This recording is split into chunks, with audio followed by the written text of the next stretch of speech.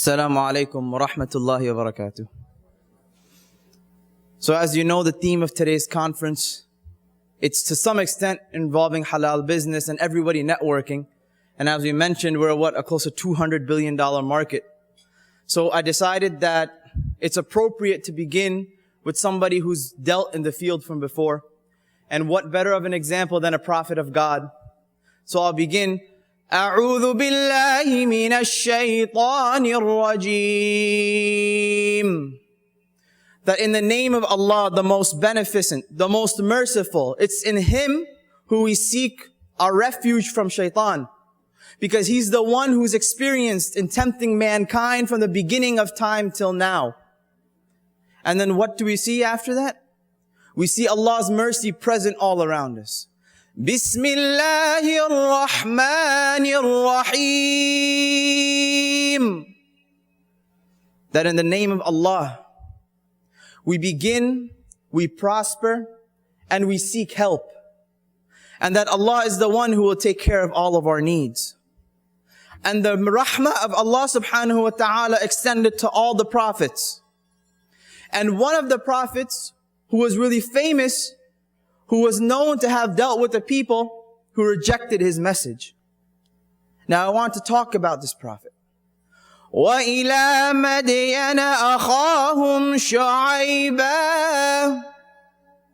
And to the people of Madian, we sent their brother Shu'aib.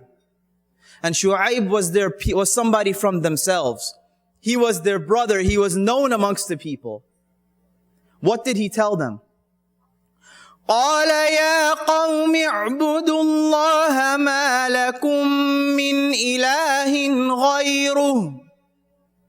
He said, "O my people, worship Allah because there is no other deity worthy of worship but Him." But the worship that he's talking about is not about standing in prayers every single day. He's not talking about praying 200 raka'at of nafil. He's not talking about simply reading the Quran. Because we know that Islam is not simply doing deeds and deeds and deeds. Rather, it's a way of life which dictates to us how to live.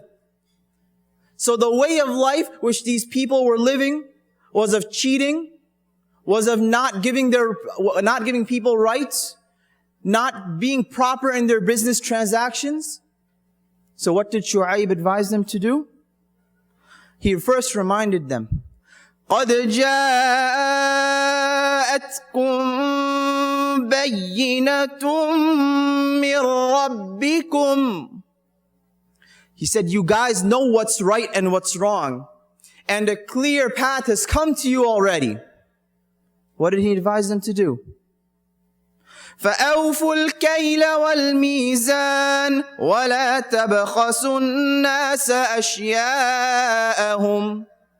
The people of Shu'aib, they were known to do what? They were known not to give their full due to the people. They were known not to be dutiful to the people around them in business. And then it went on. What did Shu'aib tell them? He said, وَلَا تُفْسِدُوا فِي الْأَرْضِ بَعْدَ إِصْلَاحِهَا. See, they're not being just in their business dealings.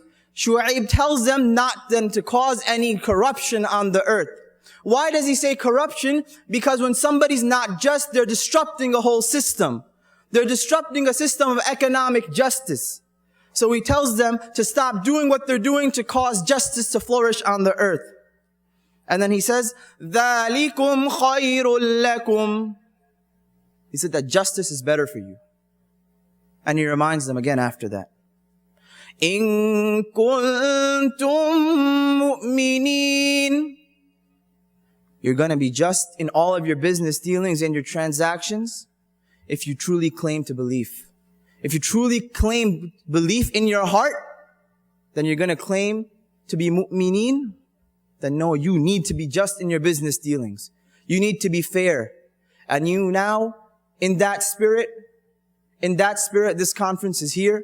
The American Muslim Consumer Conference is here specifically for that reason. To take advantage of our own resources as a Muslim community and do our best to establish it, grow it, and let it flourish.